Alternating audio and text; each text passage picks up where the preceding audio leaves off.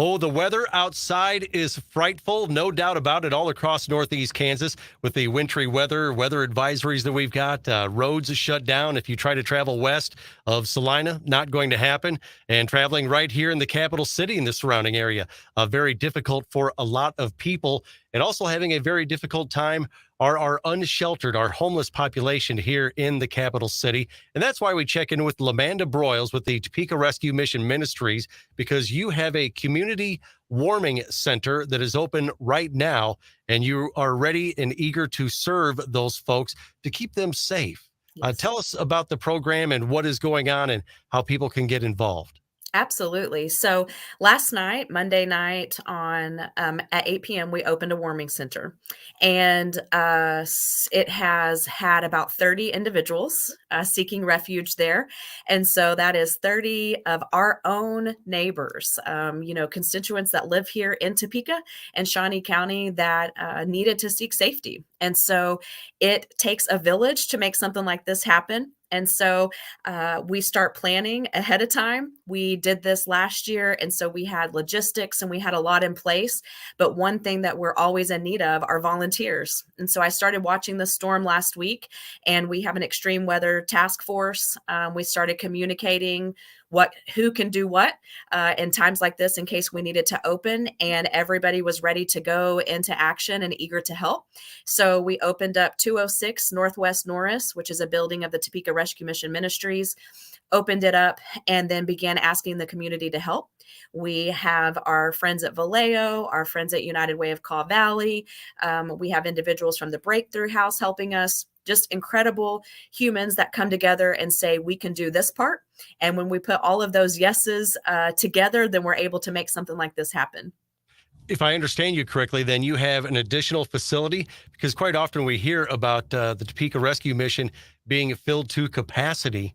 And so Yes. I wondered, how do you have room for these other people who are now coming in out of the cold? Sure, that's a great question. So we have two shelters that operate 24/7, 7 days a week, 365 days a year.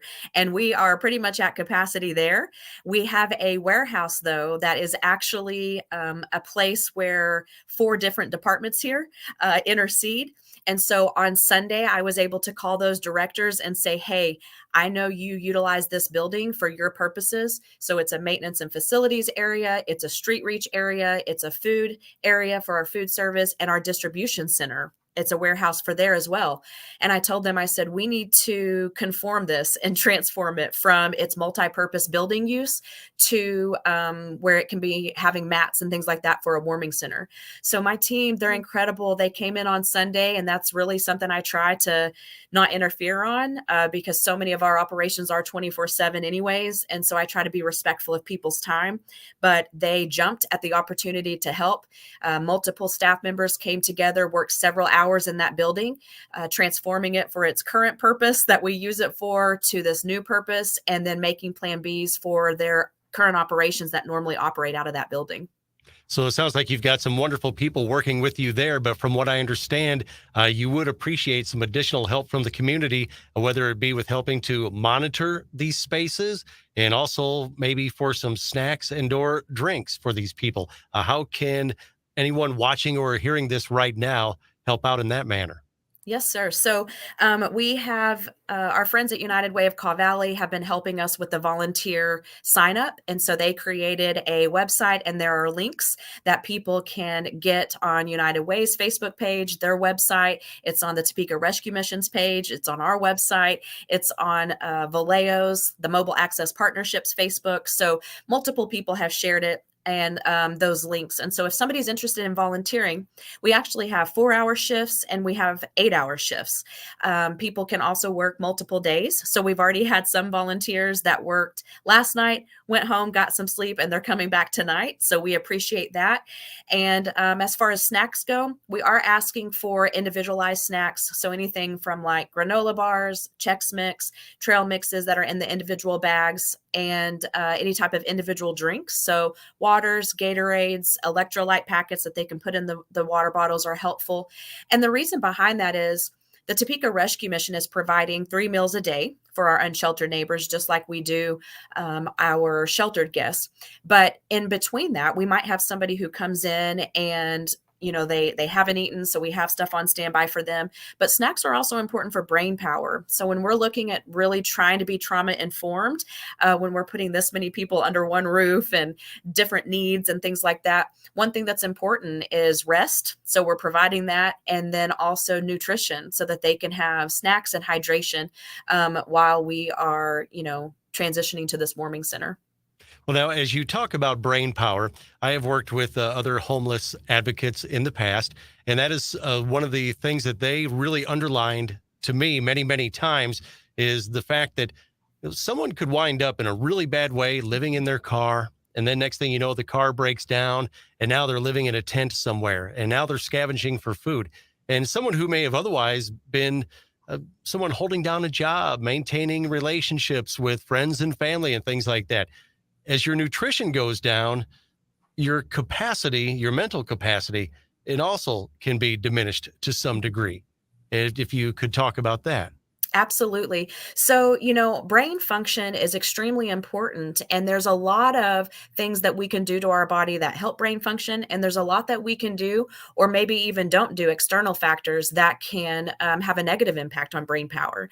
And so I hear a lot of different opinions about what people have towards people experiencing homelessness. And so some of those things, that I hear said as well, they just need to get a job, or they're probably on drugs. And are there some people on the streets who should seek employment? Absolutely. Are there some people on the streets who are utilizing drugs and need to quit? Absolutely. But are there a lot of people that are just like me and you? And several of them have college degrees. Several of them are vets for our country. Several of them were moms and dads and hard workers. And we have several that either hurt their back, hurt their leg, were on leave from work, and then they lose their job, or they lose their housing because they weren't able to pay rent. And so many people are struggling with addiction. Many people are struggling with mental illness and all of those things, yes, which is, impacts in a negative way brain power. But there are a lot of people too that are just like us, and life happened. And when you start not thinking clearly, when you start operating under stress and concern, and then you realize I don't have a paycheck to feed my family or to feed myself, and then you realize I don't have that money to pay the car payment, which then gets me to this type of employment, that can be a spiral. And so one of the things that we do at the Topeka Rescue Mission is we actually have a trauma education team here. And so all of our staff is trained in TBRI, trust-based relational intervention techniques. And one of the things that we study is nutrition. And so we know that staying hydrated helps clear out helps the neurotransmitters when you're under stress and you're under that kind of trauma brain, is what we call it. Hydration helps. Frequent snacks help, especially things with protein and such. And so it's one of those things we try to learn, we try to know, and we try to extend that knowledge, not just to the people that are guests in our shelter, but also those that are on the streets. And so, yeah, it's incredible work that you do day in and day out there at the Topeka Rescue Mission. But times like this, it really is a time where together as a community, show some love, some compassion, and some help for these people that are in this situation, many times through no fault of their own. You use the word spiral, and that's just it. You don't see it happening in these little increments. And next thing you know, you're at the bottom. Mhm. And you just need someone to give you a hand up. Very much so. And even with people that are struggling with addiction, part of the Topeka Rescue Mission's role is to get to know people's stories. We don't just look at behavior. We don't just look at what's on the surface. And so sometimes what starts off as a sandwich or a water bottle ends up in a name exchange, finding out what people maybe enjoy and like, and that relationship starts to build, that rapport starts to build, and then trust. And then we hear the story. And so if we just looked at someone and just assumed and said, well, they're probably using meth, or they're probably utilizing that, we wouldn't ever be able to help people get from point A to point B. But when we realize that that individual is using drugs For instance, we have one who was a therapist and she was a mom and 2 master's degrees, very similar to myself. And she ended up just not being able to keep up with everyone else's burdens and the load that it takes to be a mental health provider. And the next thing we know, she has turned to drinking. That drinking then turned to drug use, and that drug use then turned into not being able to make rational decisions. And she left her family. And so I have a choice, just like everybody else in our community. Do I look at her and judge her and see her for the state she's in? Or do I take the time to get to know her name, her story, and continue to walk alongside her, even when it's messy, even when it's hard, and even when she's not ready for healing yet, to really believe in her that rehabilitation is possible? And at the Topeka Rescue Mission, that's what we have to do, even when that's not the popular opinion. Well, that's a great message that you're sharing right there from the Topeka Rescue Mission Ministries. And right now, the focus is on helping those who are dealing with the elements. So let's talk one more time before we go here about the shelter that is available. Who is it open to? And for those who want to pitch in and show support, who should they reach out to if they have any questions? Absolutely. So the Topeka Rescue Mission, alongside just incredible partners of ours and individuals that just have generous hearts in the community, have made it possible to open a warming center at 206 Northwest Norris. It opened at 8 o'clock on Monday, January 8th, and it will run at least through Thursday morning. I'm getting questions right now of, well, when will you close? And I wish I had a great answer, but my answer right now is one of just kind of walking in faith. And I will say that we will continue to be open as long as I have volunteers to staff it, because we have the needs. The weather elements that we're looking at, we can't just look here at the rescue mission at temperature. We have to take in consideration precipitation. We have to take in consideration wind chills, wind gusts, and the temperatures. And so when we're looking at all of that, it looks like for another week, it could be nasty, even when the precipitation moves out.